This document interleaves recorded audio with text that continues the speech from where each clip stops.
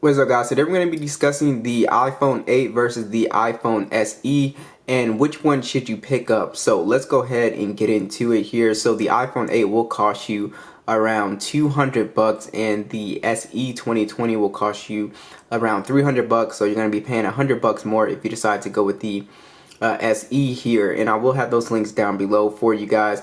Just starting off with the hardware, so the only real way to even tell the difference between both of these devices is that the iPhone 8 has the logo up top here and the SE has a logo in the middle, but just to make the comparison more simple, I'm just going to keep them on the right side so you can see SE purple, iPhone 8 this color, just so you won't get confused here. But once we go over the body of each phone, they are the exact same weight and dimensions and all that stuff. So power button, we also have view vibration switch on both of these guys. We also have our volume rockers as well as stereo speakers, and we also have, you know, our charging port. And then on the back, of course, we have our only single camera setup on here with our flash. And they're both, like I said, glass and metal devices, so they feel fairly premium in the hand as well, which is really nice.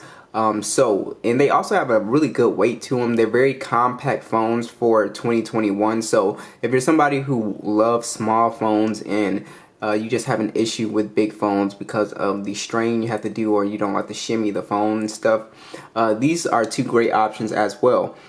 So both of these phones are IP rated as well, IP67 rated on here, and you also have Touch ID up front on both of these devices too, which works great. So no issue there. Zero, like I said, zero difference as far as hardware. Also with both phones, you are getting the exact same display as well. You're getting a 4.7-inch Retina IPS LCD display.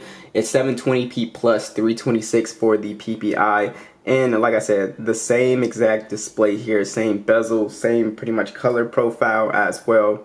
Overall, the display on both of these phones is fine. And like I said, it's geared more towards compact phone users. So, you know, if you're somebody that wants to be able to reach their phone with just one hand, these are excellent choices. They get fairly bright as well, so I don't have any issues when I was outside taking photos. I wasn't struggling to see these screens. I think for the price you pay, the screen is still fine. Yes, they're not, you know, OLED or AMOLED displays, but I think for most people, for a budget phone, I think they're totally fine. The viewing experience on here is good, so it's not like they're bad quality IPS panels. They're very good and very sharp panels as well. So these being so small with a high PPI like this, the icons and everything still look super sharp. The only downside is, of course, you can't watch content in 1080p. It's really, you know, just a 720p plus display here. So yeah, but the display resolution is fine on here. An actual difference now. So with the iPhone 8, it is running the latest version of iOS 14,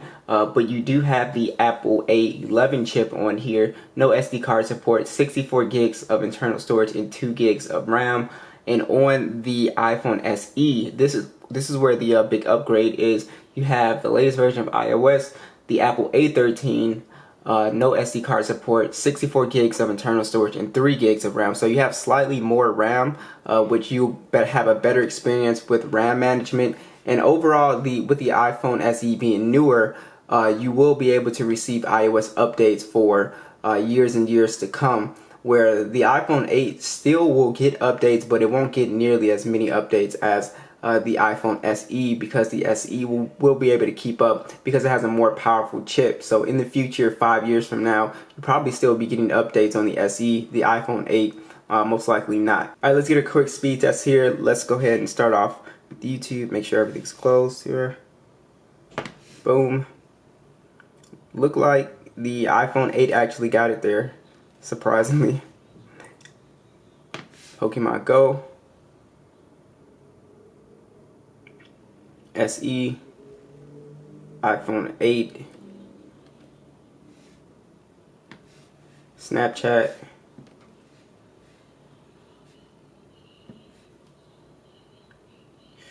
these are almost pretty much a tie essentially here. Now I do expect Yeah, that's another tie.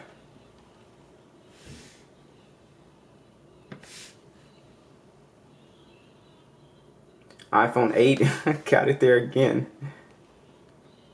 Now I expect games to load faster, 100% on the SE here. Yeah, it looks like the iPhone 8 just keeps on beating this thing.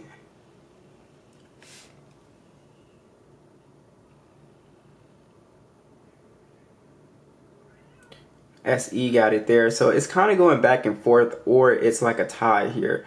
All right, let's go ahead and try here. Let's go ahead and try PUBG. See which one gets into PUBG faster. And also, a thing to notice here is with the SE, you're going to get much better gaming performance. So that is where you're going to see that big jump in performance is with gaming here.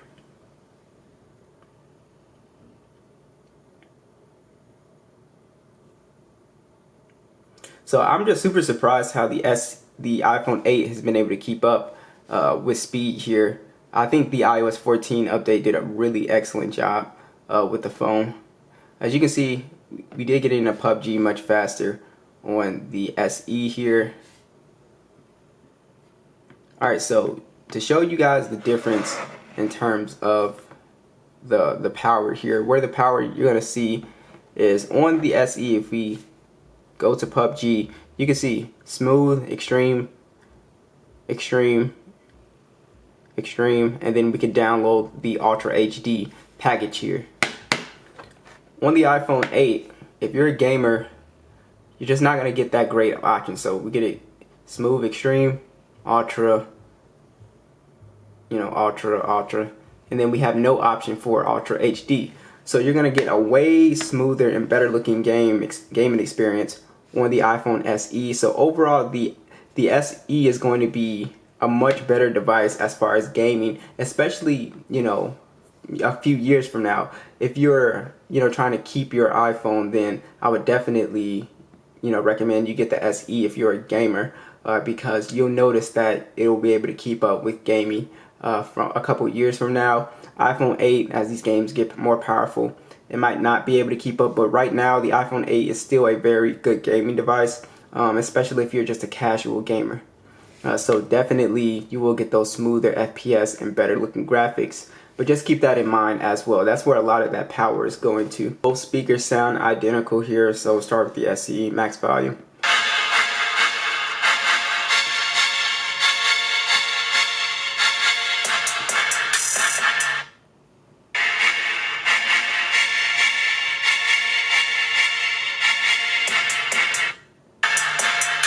No, they do not. The SE does sound slightly louder than the iPhone 8.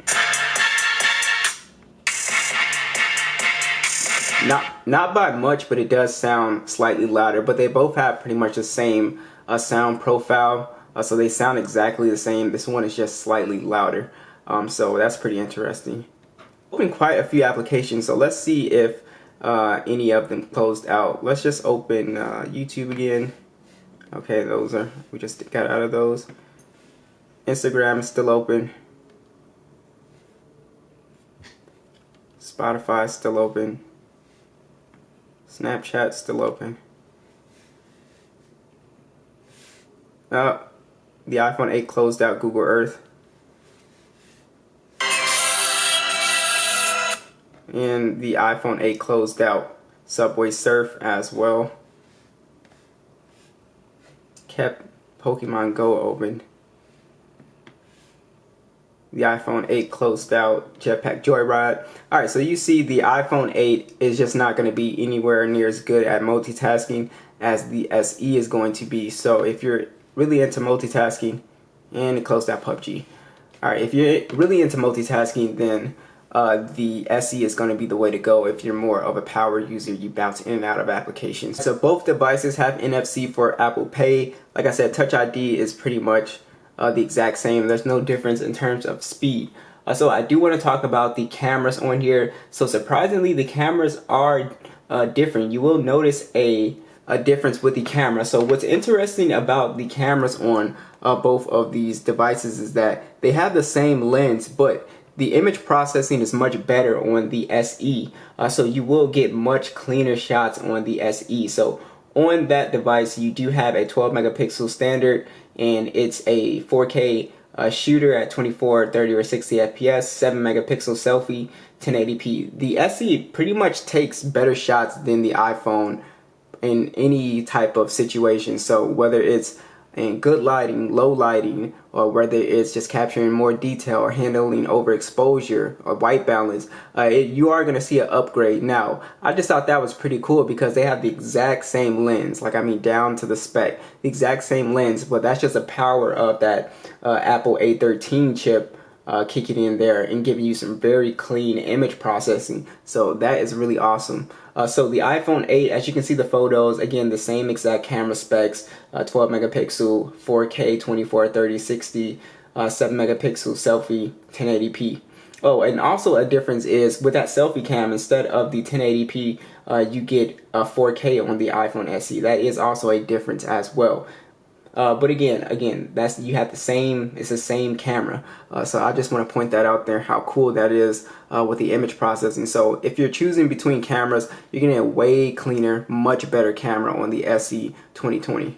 I just don't notice a difference between the two. So they have the same exact specs again, 1,821 milliamps, 18 watt charging on the SE versus the 15 watts on the 8. So it charges slightly faster, and you also have wireless charging on both. But as far as battery life, they're both getting around, if you have good battery health on your 8, you're getting the same amount of screen on time, so roughly around 4 to 5 hours of screen on time, depending on how hardcore you are on your phone. So yeah, these phones are not all day phones. You definitely gonna have to charge them. But they do fine for a compact phone. Any compact phone is going to struggle with battery life. So yeah, that is pretty much it, guys. I think these are two awesome flagships. What do you guys think? Be sure to let me know, and I'll catch you guys in the next one.